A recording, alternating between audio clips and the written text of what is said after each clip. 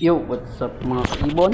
At ang ating topic ngayon, ano nga ba yung pwedeng mangyari pagka oras po ng hampid natin, ginawa nating breeder? Magiging maganda ba siyang breeder o mas magiging matagal yung kanyang pagbe-breed pag oras po na hampid po siya? Yan po yung ating topic ngayon, pero bago yan, panoodin muna natin intro. Hey yo, what's up mga guys? Densky Avery. Huwag po natin kalimutan paki-like, comment, share, subscribe at pakipindot na rin po ang notification bell para sa ganoon lagi kang makapanood ng mga panibago ko pang i-upload ng mga video. God bless!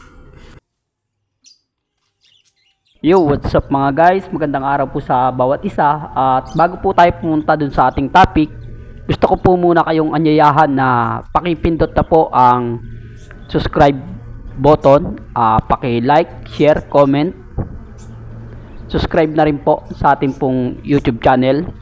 At pag napindot nyo po yung notification bell para po lagi po kayo makapanood ng mga panibago ko pang mga i-upload ng mga video, pindutin na po natin yon mga lods. At doon po sa mga hindi pa po nakasubscribe na lagi lang pong nanonood at hindi pa po nakasubscribe, subscribe na po kayo mga kaibon.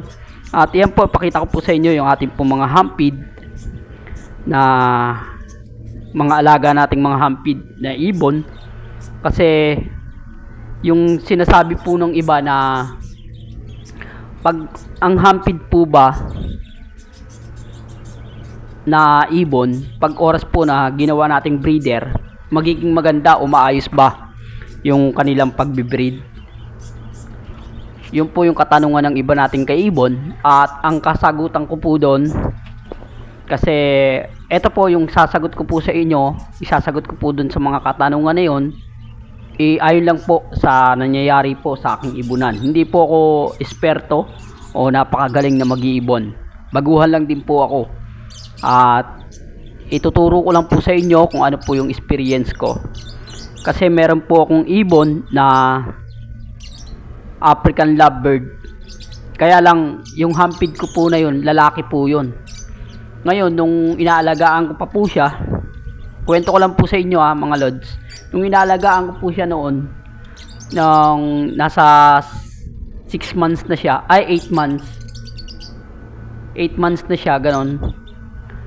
Parang yung kamay ko na yung kanyang inaasawa.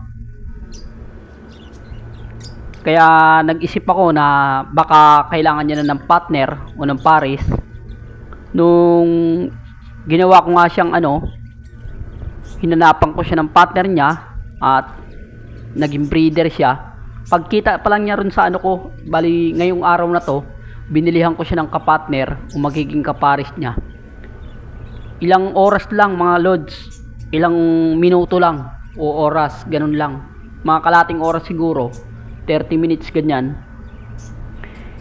Sinampahan niya na po agad yung nakuha natin na breeder na babae na African lovebird. At naging successful naman yung kanilang pangingitlog at naging okay naman.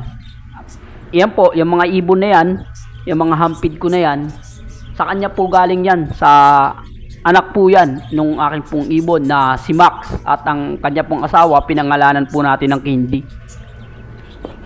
Yan po yung kanyang mga anak. At okay naman, maganda naman.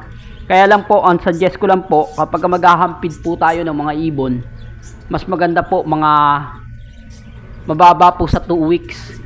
Kailangan mag-alaga tayo ng ibon na hahampid natin mga 1 week o 1 week at 2 days ganyan. Pwede na nating ihampid yon. Tanggalin na natin doon sa pugad ng kanilang mga magulang o ng nest box nila. Kasi pag oras po na may balahibo na po nating hinampid, may posibilidad po na, lalo na po kapag hindi kulob yung ating bahay, may posibilidad po na lumipad yan, lalo na pagka nakarinig ng ibang ibon, lumipad yan, hindi na po makakabalik. Kasi sasama na po yan, kahit saang ibon makita niya, kung sinong ibon ang makita niya, lilipad na po yan. Lalo na po, wala pong kontrol pa po sa paglipad yung iba. Kailangan po, bago makumpleto yung kanyang mga balahibo, inahampid na natin para oras na lumaki siya, maamo at mabait pa rin siya sa atin. Pero success po. Ang sagot ko po ron, successful po pag ginawa po nating breeder. At saka maalaga po sa mga inakay.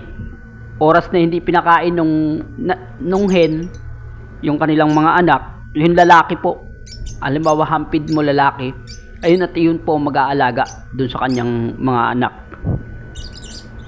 Yun po yung aking pong nangyayari po sa aking ibunan. At ngayon may panibago na naman pong itlog yan. Yung magulang nila, may panibago na naman pong itlog. 6 po siguro. Kasi nung nakaraan, 5 na nakita ko. At lagi naman yun, 6 na piraso yung nagiging itlog niya. At sana mapisa niya lahat ngayon. At mas mapadami pa natin. Then, pag napadami natin, sabi ko nga po, yung mga gusto pong sumali, mga loads, yung mga gusto pong sumali dun sa ating parapol, pre-raffle po yun, mag-comment po kayo, hindi lang po dito sa video to at sa mga video ko pa po na iba. Then subscribe na po kayo, siguraduhin nyo po na nakasubscribe kayo para pag oras na gusto nyo sumali, makasali kayo. Kasi pag hindi po kayo nakasubscribe mga kaibon, baliwala po yung inyo pong mga comment. Kasi hindi rin po kayo makakasali, makakasama sa ating parapol na pre-raffle. Pre-raffle po yon kasi magpapasko na po. Papamigay ko po yung isang pares po na African Lovebird at isang pares din po na parakeet. Mamimili lang po tayo ron sa ating mamimili lang po ako doon sa parakeet kung ano po yung ibibigay ko na parakeet. At iraraffle po natin yon ngayong December 7 po. Yung pangako ko po sa inyo na December 7, iraraffle po natin yun. Sunday po yun mga kaibon, pero baka mga Monday ko na mai raffle o linggo ng umaga, ganun po. Basta po mga kaibon, pag iraraffle natin, mapakikita nyo naman po dito sa ating mga binablog o ibablog ko kung sino po yung mananalo, maswerteng mananalo. Ang sagot ko lang po yung halagang 300 dun sa pamasahe natin. Pag sumobra na po dun sa pamasahe sa 300, sumobra po, kayo na pong bahala. At mag-usap po tayo kung ano po yung gusto nyong gawin. Halimbawa, nasa probinsya kayo, nasa malayo kayo, at may kakilala kayo rito, pwede po natin dun na lang po natin ibibigay. Para po dalhin po sa inyo yung ibon o sa kanila na lang muna. Ganun po.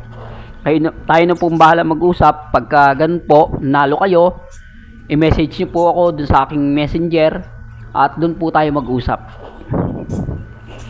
Ayun lang po ang aking pong mga konting tips at tuloy-tuloy lang mga kaibon sa suporta. Then may mga iba pang mga katanungan na sinasabi nila. Pagka ang ibon ba natin, halimbawa nagkaroon tayo ng hampid, ano ba yung mga gagamitin natin ng mga shearings? Yan po, nakikita nyo po yan yung shearings na ginagamit ko. Yung maliit lang po na shearings.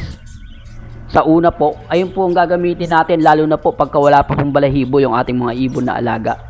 Para hindi po sila nabubulunan. Di kaya po, yung malaki po na shearings, kaya lang, kalahati lang po nun ang ating ilalagay. At meron po dapat tayong tube, yung pinaka nakalagay sa dulo ng ating nilalagay natin sa dulo ng hampid na yung panghampid natin na na shearings. At kita naman natin yan, napakabibo po ng ating ibon na hampid. At napakabait po niyan. Yan po si Kulit. Ngayon po si Kulit po wala po rito sa dito sa atin, nandun po sa Bulacan, sa Bukawi, Bulacan. Bali, binukod ko lang po siya ng cage niya. Pero mga ilang araw siguro, baka kuhanin ko na naman ulit. Dahil tuturuan po natin ng tricks yan. Tuturuan ko po yan ng tricks. Yung mga kumukuha po ng mga papel o piso, ganyan. Tuturuan ko po yan.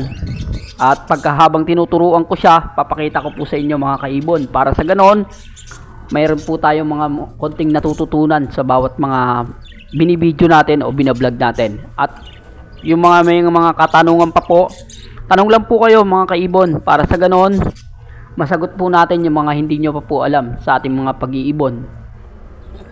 At syempre, yung katanungan pa ni Mark Tutana, ulitin ko lang, Mark.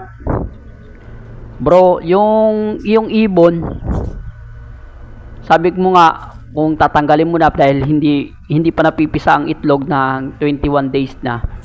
Tingnan mo ngayon kung nasa 25 days na halimbawa, tingnan mo, silipin mo siya. Saglit na saglit mo lang silipin. Pag walang napisa, wala talagang napisa, ang gawin mo o walang naging sisiw, naging ibon, tanggalin mo, then paliguan mo yung ibon mo. Basain mo siya. Pareho sila, yung lalaki at saka yung hen. Basain mo para sa ganon hindi sila ma-stress at magbago yung kanilang amoy at mawala yung amoy nung nasa nest box nila. Pati yung nest box nila linisin mo siguro bago mo ibalik. Then bigyan mo sila ng mga dahon ng mga malunggay para sa ganon makapag-breed sila ng panibago. Ayun lang. Hanggang sa muli, sana may natutunan tayo mga kaibon at sali na po kayo sa ating mga pre-raffle. Hanggang sa muli, maraming salamat. God bless po sa bawat isa. Let's go! What up, what up? Thank you!